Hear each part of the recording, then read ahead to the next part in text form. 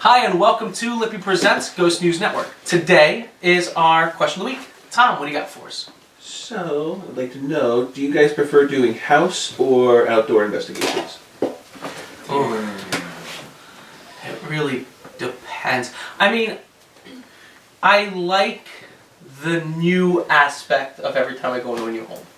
Because there's a lot I don't know about the case. Like when me and Mike, you being case manager, it's a little different for you, but I know for us, we like to go in blind.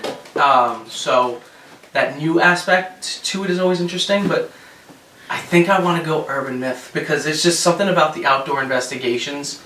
Just every time we go out, I know we're building up data towards something. So it's a constant.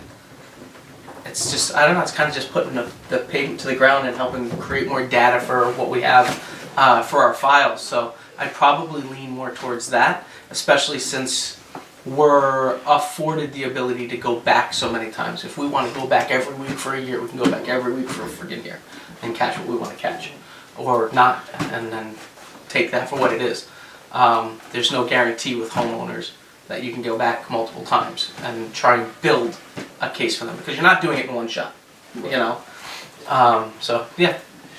I mean, my simple answer is a house investigation where someone truly needs help. That's a simple answer. But the person inside me, I like that adventure and that going out in the field. You know, myth and urban legend. This is the claims, the possible claims, but it could be something totally different. You never know what you're going to run into. You know, in a house, you have 4 walls. You get freaked out, you walk outside. You're in the middle of the woods, there's nowhere to go. You're it. You figure it out. You have to deal with it. And there's so many factors. You have the paranormal aspect of it. There could be bums or other people out there that you run into. There's wildlife that you could run into, so there's so many different factors where you just never know. It's always the unknown. You know, every time you walk down that pathway in Mount Misery Road, you never know. It's different every time. As opposed to walking down someone's hallway in a house. It's the same hallway. The doors are still here. The bedroom's over there. The kitchen's over there. That never changes. You know, so I don't know, that adventure, that, you know, I love that. And that's one big reason why I started the group, was because of hearing the claims and trying to prove if it is or isn't, you know, just to know, is this stuff really happening or not, you know, and that adventure trying to find it. And that's the other thing too, is trying to find these locations, you know. You guys are, you know, let's get in the car and go with it, but when we first started, you know, looking for Hanging Tree, it was 3 day trips to find that damn thing. We didn't have anybody telling us where to go, you know, I mean. Or another example is Ronco County Park after Sandy. We had Tropical Storm Sandy. Yeah. We had to go back there during the day and see what was still around. Can we still get in this location? Right. What are the new pathways? Those pathways that we go in now to get to Ronco County Park are not the same pathways we used to go into. So Hanging Tree. Totally different. Those grounds have changed so much over 17 years. It's insane. You know? I mean, Potter's Field at Kings Park. The first 3 or 4 times we tried to find it, we literally walked right past it and had no idea. And then, I don't know, one night we just decided to go left instead of right, and holy shit. How did we walk past this so many times and not know, you know? How about that small revolutionary cemetery by Gould's Pond? How many times did we pass that? How many times we drove past that thing, you know? Like, yeah, it's just, we finally found it. It's just those adventures, you know, like that. That's the stuff that keeps me going after 17 years. It's just the new locations and going back to the old ones, and they're not the same as they used to be, you know. And I just love that. I love that. And depending on when you go during the year too, it always changes the way it looks. And different season changes. It's cool. What about you guys? So I like the house investigations because if I have to go to the bathroom, it's much easier, depending on the bathroom situation. So there's like some logistic things to it. Also like parking, you don't have to worry about a potential ticket or anything. Right. Ticks suck. Ticks do suck. But the other part literally. I do, literally. I kind of, the primo to me, so just going out in the woods, I'm like, that's fine. House investigation, pretty solid. what I think would be the best is like an abandoned human structure that's in the woods somewhere. Dope. Like Dope. like an abandoned house or like a factory. Blair Witch, yeah. Yes. That. Because then there's the added there's the added bullshit of like nature stuff going you got a on, lot and then going also the human element to it, and then it's like that extra spookiness. I can see that. I can definitely see that. Yeah, like the factory at Sheep Pasture Park, like being there for. Going into that aluminum factory. Yeah, is cool. James. Last time we were there, James and I went in for collectively 5 minutes because Rocco was like, "Come back," and we were like, "Okay." But the 5 minutes there, I was like, No, it's like the best of both worlds because like you said, it's in the middle of the woods. So even if you're inside, it's a structure, there's four walls. But if you get freaked out, you run out and shit. Oh shit! I'm still out in the middle of nowhere. Like I like that. There's creepy crows inside that scared me. It was great. Yeah. And that place is like that one ceiling fan is ready to fall on someone. That's what the crow was on, and it jumped off. It was I get that. And we've only been in like a quarter of that building. Oh, yeah. It's so crazy because that thing. We walked pretty far, you, me, and Will, but we didn't even touch it because there's a whole comparably, other I side to know. it. Yeah. I'm saying comparably, we went further than most people. James and I only went in that first open part, and then there's like that back that's more closed in, and then we turned out, went to the other building, looked in the front, and then we had to turn around. We had to do a day trip there in the winter where, like, we was going to go out there. Yeah. And just Yeah. the whole thing. Explore. I like that. Yeah. What do you got? We don't want to skip Lee. No, I'm kidding. I would say I like the house cases because I feel like it's a more controlled environment. So Yeah, like I if you agree. get evidence, you are kind of more solid. Like, okay, yeah, I just heard someone, Sure. or I heard a footstep. When you're outside, it's like, did I hear a footstep? Did I hear a branch? Did something fall? Is it a an deer? animal? I don't know. Right. But that makes sense. I do also like the aspect of going outside because, I don't know, I do feel like there's more energy. Right. I mean, it depends case to case. If you have a really active home, you're gonna feel it. But I don't know, just something about like the earth just like having so much energy stored in itself. So I feel like it is definitely a different vibe when we go investigate outdoors, which I think I like more. It kind of gets you like amped up a little Well, more. I feel like the investigation we did when we filmed Real Ghost Hunting, Peter Hildebrand Nature Preserve, with the wind and stuff, and just the feeling of that place was really It was weird. different that night. 'Cause I've been in and out of there You know, both times. you guys were only there with what, 4 people total? Yeah. We've always gone in With there like with 10, 12 8, people 10, at least, But yeah. it so- also just felt like, Right. aside from the wind, like it just felt like something was like pulling us in. Oh yeah, Like Shannon would just like 100%. run and we'd be like, okay, we're going this way. Yeah. And we just like run after him, but we're like standing in this weird clearing, there's a weird Ah, tree, yeah. and we're like, why are we here? Yeah. Though. But we were hearing like voices. Again, it's like, Yeah. is it the wind? Is it not? But it's just, But certain things. there was certain things that were a little too Yeah. weird, I guess. Yeah. Yeah.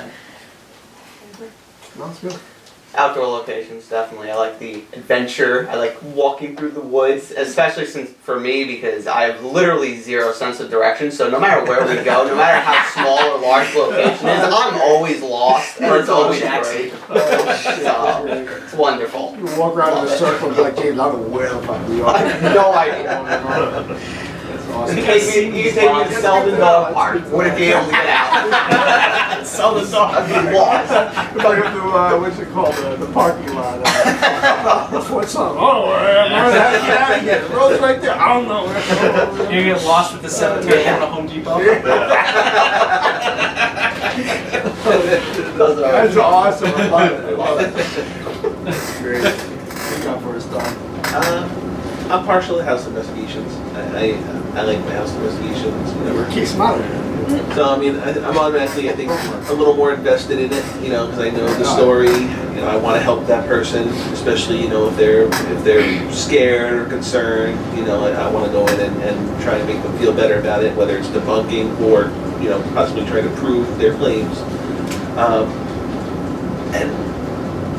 And I don't know. A lot of times I feel like I'm more tuned to what's going on in a house or business than I am outside. Maybe it's just because outside there are so many more external distractions and whatnot, but I feel like I'm able to kind of zone in a little bit better in a house. Like I feel like it's a better investigation for me. We had that really like interesting house case that one time. I mean, nothing like crazy happened, but we were definitely, in tune with each other and in tune with whatever was happening. Right. We would we'd look at each other and be like, yeah, and like we didn't have to say anything, and I knew exactly like what you were feeling, what I was feeling. So. Something else that no one said yet about indoor cases too is when we're outdoor, like you kind of said, normally it's like a group of 10. Right. And when we split up, it's usually still a group of 4 or 5. Right. It's pretty rare that we're a group of 2 just on our own. The only time I can think of that was, I forget the name of the place, but it was that overnight before we went to Mount Miz on that late one. And Brandon and I, you guys, I think you two and James went out to the woods, and then Brandon and I went afterwards. You guys were like, yeah, it was nothing. And then Brandon and I had like one of the Well, that freakiest was things that ever Berkeley happened. Jackson. Yeah. That was Berkeley Jackson. Brandon and I had one of the freakiest things that ever happened to me. Right there. Where like we heard something drop out of a tree and like come at us. And you're like, we gotta go now. And Brandon's like fresh off a concussion, so I'm like, we're running down the hill and he's behind me. I'm like, oh, she's gonna fall on me. But when we're in a house case, like it's pretty common to be literally alone. Like someone will be maybe in the hallway and then I'm in a bedroom by myself. Right. So it's definitely clearly.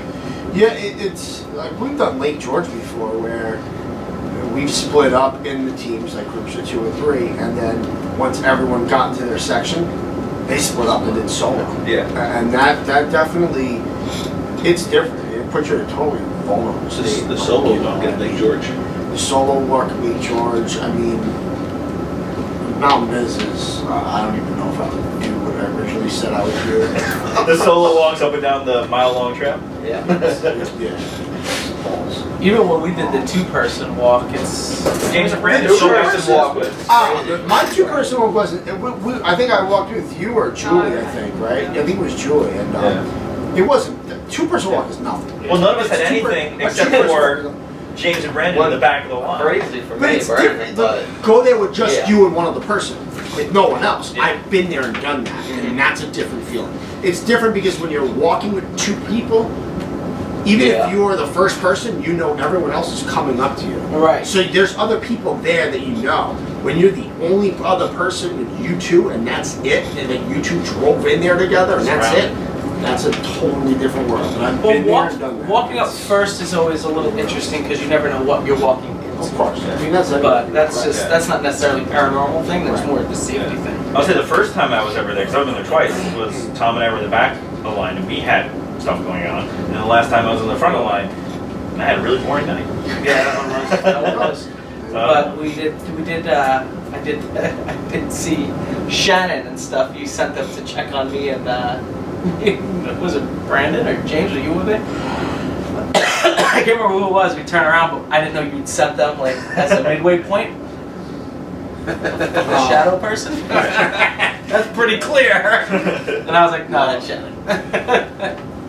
But And stuff even happens in the middle of the line at Mount Miz. The time when we were walking in, and you were walking in front of me. Shannon was walking behind me, and I stopped short because I thought Mike stopped short right in front of me. And I went, why is he stopping? I turned my flash on to see what's going on. There's Mike no was Mike. about 30 yards in front of me. Yeah. Shannon's like, wait, wasn't Mike just in front of you? Like, I thought so I too. told you about it, but yeah, because that was the first time we were on Mount Miz. Because then right We've had after that, we weird were stuff hearing happen on Mount noises, Miz, and I got freaked out. And So was following they me. were like, where did you go? I'm like, what do you mean where? I'm fucking right here. They're like, no, like you were like right there and you were gone. And I'm like, I don't know, I just walked in. Like, I don't fucking know. Because I thought I was crazy. I thought maybe, and then Shannon goes, wasn't Mike just standing right in front of you? Like, I thought so too. we've had experiences during the day at Mount Misery Road, so I mean that place is crazy. Yeah, anyway.